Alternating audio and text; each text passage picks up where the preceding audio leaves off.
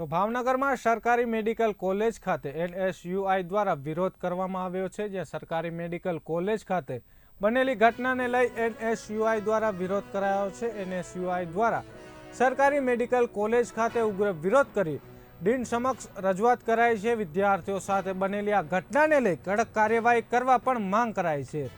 તો બીજી વાર ન બને તે માટે પણ આ પગલાં લેવામાં આવે એનએસયુઆઈ દ્વારા સૂત્રોચ્ચાર કરી વિરોધ નોંધાવવામાં આવ્યો હતો। ત્યારે મેડિકલ કોલેજમાં ત્યારે એન્ટી રેગિંગ કમિટીની જે બેઠક હતી તેમાં રજૂઆત કરી કે જે વિદ્યાર્થીઓએ કૃત્ય કર્યું છે તે વિદ્યાર્થીઓ કહેવાને લાયક નથી, ડૉક્ટર કહેવાને લાયક નથી, તે લોકોની ડૉક્ટરની ડિગ્રી રદ કરવામાં આવે તેમજ તે વિદ્યાર્થીઓને એવો દાખલો બેસાડે કે ભાવેણા જે સંસ્કારી નગરી કહેવાય તેમાં આવું જે ખૂબ જ ખરાબ કહેવાય કૃત્ય થયું છે। 8 વિદ્યાર્થીઓ 3 વિદ્યાર્થીઓને અપહરણ કરીને લઈ જાય, ગાડીમાં ફેરવે, તે લોકોને નિર્વસ્ત્ર કરે એ ભાવનગર જેવા સંસ્કારી નગરી માટે ખૂબ જ દુઃખદની વાત કહેવાય।